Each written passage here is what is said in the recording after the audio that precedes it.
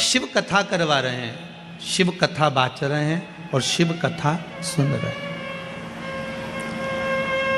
आप और हम तो केवल एक निमित्त है, निमित्त से ज्यादा और कुछ नहीं। जितनी देर बैठो शंकर को पाने का प्रयास करना। बाजार जाते हो तो बाजार में जाकर एक लक्ष्य बनाकर जाते हो कि मुझे ये चीज खरीदना है, मुझे ये कपड़ा लेकर आना है। घर से चली थी तो विचार कर कर चली थी कि मुझे आधा किलो चने की दाल लाना है, आधा किलो चावल लाना है, आधा किलो दाल लाना है, मुझे ये सामान लेकर आना है। उसी तरह जब आप अपने घर से निकलो तो एक लक्ष्य बनाकर निकलना कि मैं कथा में जा रही हूँ और मैंने सुना है कि कथा सुनने वाले का 3 महीने में बाबा भंडार भर देता है, तो मेरा भी भरेगा। मैं जाऊँ उसको श्रवण करने का। मेरे शंकर को मुझे पाना है, मेरे शंकर को मुझे लेकर आना, मेरा शिव मेरे साथ होना चाहिए, मेरा ओघड़दानी मेरे साथ होना चाहिए। शंभो शरणे पड़ी मांगू दुख दया करी ने दर्शन तेरी। शिव बुलाया, आपको बुलाया किसी ने नहीं, शंकर सुनाने वाला है। वो तो मेंदोला जी सीहोर पहुँचे और बाबा ने कृपा कर कर कथा दी है। शंकर ही लेने गए थे शंकर की कथा को, इसलिए हो रही है, बाबा करा रहा है। पर आपका प्रेम शिव के प्रति, समर्पण शंकर के प्रति। अकेली पड़ गई माँ हिल्या, विद्वान ब्राह्मणों को बुलवाया माता हिल्या ने, और विद्वान ब्राह्मणों को बुलाकर माता हिल्या ने एक प्रश्न किया है विद्वान ब्राह्मणों के सामने कि ब्राह्मण देवता, मैं आपके चरणों को नमन करती हूं, आज मेरे ससुर का 12वां दिन है।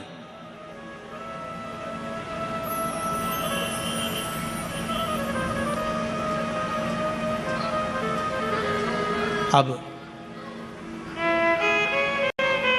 राजघराने को मुझे संभालना पड़ेगा, पर मैं जानती हूं कि मैं इस काबिल नहीं हूं, मैं जानती हूं मैं इस काबिल नहीं हूं।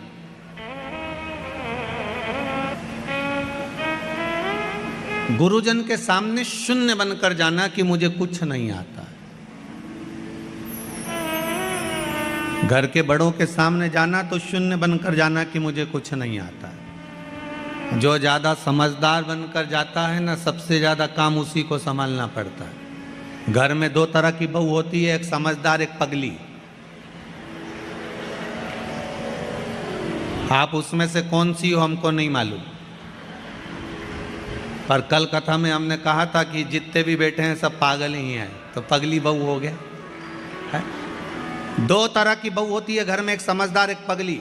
जो समझदार बहू होती है ना, घर में शादी आती है तो सारा काम वो संभालती है। मम्मी जी ने रोटी खाई कि नहीं खाई, मामा जी आया कि नहीं आया, काका जी ने भोजन करा कि नहीं करा, अभी तक फूफा जी तो आए ही नहीं। बेचारी काम में लगी रही और उधर बैंड बाजा बजता रहा, लोग माता पूजने चले गए और ये घर में ताला कुची लगाती रह गई। बेचारी काम करते करते चाबी लेके दौड़ी, फिर याद आया कि पूजन में माता जी की चुनरी तो घर में ही रह गई, फिर भागी, फिर चुनरी लेके आई। ये समझदार थी ना, इसलिए बार बार इसको जाना पड़ रहा, समझदार थी ना, इसलिए बार बार काम करना पड़ रहा। और एक घर में बहू ऐसी होती है जिसमें अकल नहीं होती है। लोग कहते हैं हमारी छोटी बहू में तो बिल्कुल अकल नहीं, ये तो पगली है। जो पगली है वो माता पूजन में सज धज के खजूर वाली चोटी बना के नाचे कूदे एंजॉय करे। सबसे ज्यादा एंजॉय वो ही करती है जो पगली होती है।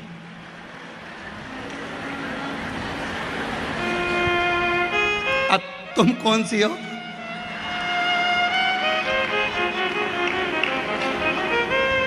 जो ज्यादा समझदार होता है उसको सारा काम करना पड़ता है, और जो पगली होती है सबसे पहले, जो समझदार बहू बेचारी काम में लगी रहे, मेहंदी लगाने तक की फुर्सत नहीं, और जो पगली वो सबसे पहले लगा। अच्छा वो मेहंदी वाली भी कहे यहीं तक लगा दूं जीजी,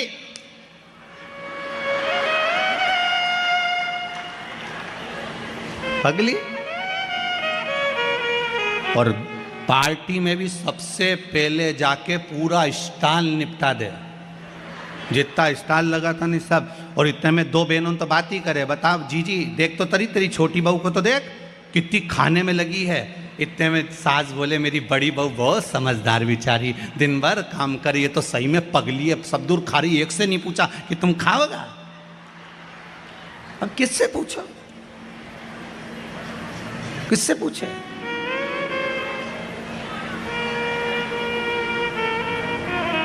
श्रीमद् भागवत कथा में लिखा है जड़ भरत का चरित्र। ऋषभ देव जी महाराज के यहाँ भरत हुए और भरत जी के जब प्राण छूट गए फिर नाम हिरण की योनि मिली, हिरण की योनि से छूटे फिर मनुष्य की योनि मिली। श्रीमद् भागवत कहती है मनुष्य की योनि मिलने के बाद में उनका नाम पड़ गया भरत। एक बार बड़े भाई ने कहा जा खेत पे से चिड़िया उड़ाना, चिड़िया उड़ाने गया, मन में आ गया राम जी का खेत, राम जी की चिड़ैया कौन उड़ाए, तो बड़े भाई ने लात मारकर भगा दिया। ये तो पगला है, ये तो पागल है, मूर्ख है, और उसी का नाम कह दिया ये जड़ भरत है। नाम पड़ गया जड़ भरत। जड़ मतलब पागल, पागल मतलब प्रमोशन, समझदारी मतलब डिमोशन। ये समझदार है, ये पगला है। घर के लोगों ने कह दिया ये पागल है। और भरत जी महाराज पागल बनकर भगवान की भक्ति में लग गए। लोगों ने मीराबाई को पागल कहा, मीरा भई रे बावरी, बावरी मतलब पागल। लोगों ने संत तुकाराम जी को पागल कहा, संत तुकाराम जी।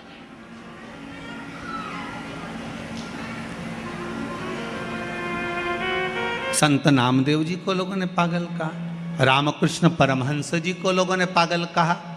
रामकृष्ण परमहंस जी तो प्रवचन देने बैठते थे और प्रवचन देते देते रामकृष्ण परमहंस जी प्रवचन देते देते देते देते देते याद आ जाती थी कि भजिया खाने जाना है, तो हजारों पब्लिक को छोड़कर घर में चले जाते और भजिया खा के आ जाते। स्वामी विवेकानंद जी ने पांव पड़कर कहा गुरुदेव इतने लोग तुम्हें सुनने के लिए बैठे हैं, भजिया तो तुम बाद में भी खा सकते थे, ऐसी क्या जरूरत थी कि कथा छोड़कर तुम भजिया खाने गए।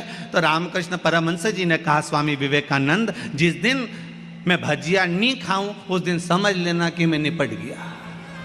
तो रामकृष्ण परमहंस जी से स्वामी विवेकानंद ने कहा आपकी भजिए में इतनी आसक्ति है, भजिया इतना पसंद है आपको? तो रामकृष्ण परमहंस जी ने कहा भजिया पसंद नहीं है, प्रवचन करते करते करते करते मेरा मन माँ जगत जननी जगदम्बा में समा जाता है, उस मन को लाने के लिए मुझे भजिया याद करना पड़ता है, इसलिए पृथ्वी पर जीवित बना रहता हूँ। ये संत हैं, लोगों ने इनको पागल कर दिया। रामकृष्ण परमहंस जी को लोगों ने पागल कर दिया, संत तुकाराम जी को लोगों ने पागल कहा, नामदेव जी को लोगों ने पागल कहा। नामदेव जी के घर में लग गई आग, नामदेव जी ने दूसरा भी दरवाजा खोल दिया, अग्नि देवता से कहा इसमें भी घुस जाओ, जा आग लगा दो, कुर्सी रखी इसमें भी जला दो। गांव के लोग तो पानी डाल रहे और नामदेव जी आग लगा रहे।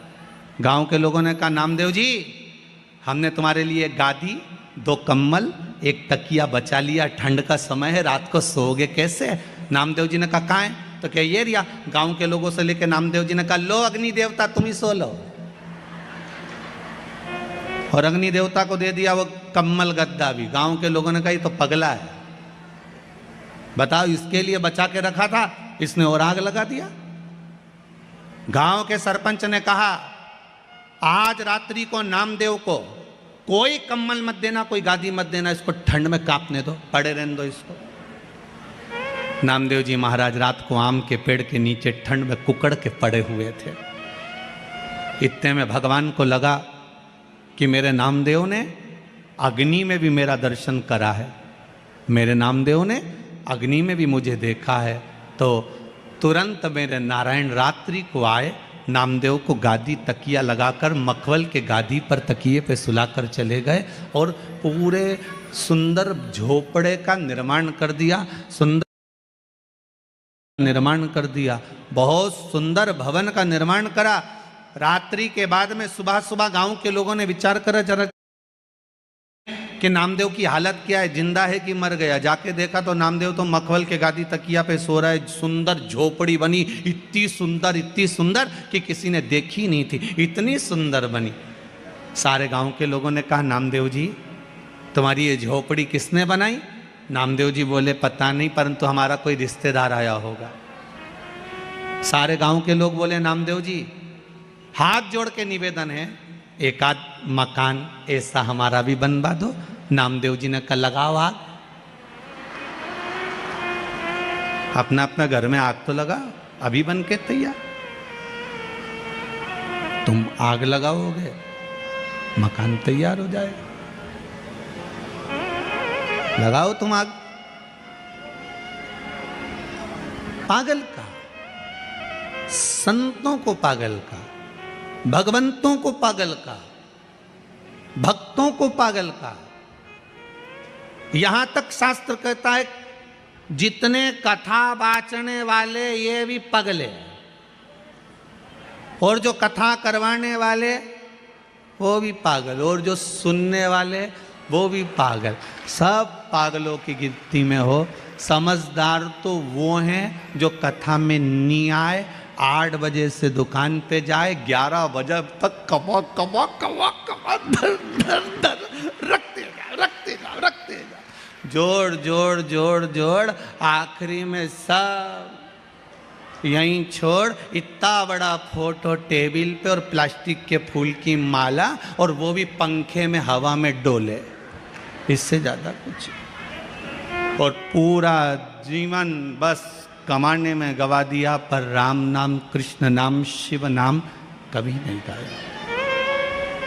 वो समझदार। और हमें भगवान भोलेनाथ जी से कह देना, हमको समझदार मत बनाना, हमें समझदार मत बनाओ, हमें तो आपकी भक्ति पर मोक्ष नहीं। मोक्ष शिव महापुराण में ही ढूंढ सकते हो, मोक्ष शंकर की कथा में ही ढूंढ सकते हो।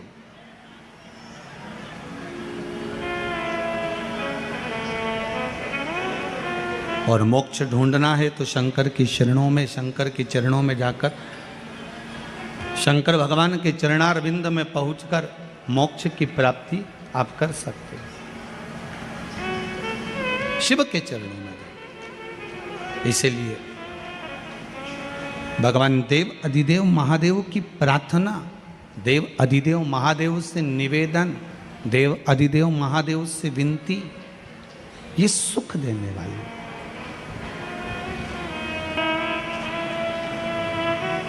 क्यों ना कृपा करे मेरा शंभु, क्यों ना दया करे मेरा उहड़दानी।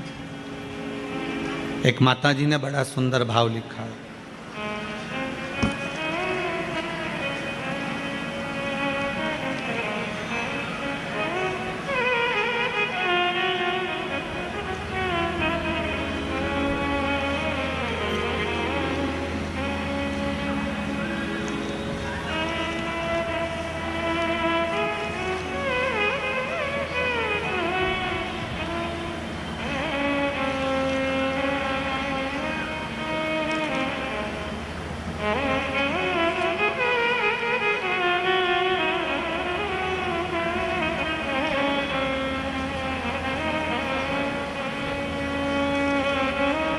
दुनिया के लोग जरा सी बात से आपको छोड़ देते हैं। थोड़ी सी बात हुई और दुनिया के लोगों ने आपको छोड़ दिया। जब जरा सी बात से दुनिया के लोग आपको छोड़ देते हैं तो यह विश्वास मानकर चलना, जरा सी प्रार्थना से शंभु आपको पकड़ सकते हैं। मात्र थोड़ी सी प्रार्थना, बहुत है उतनी प्रार्थना।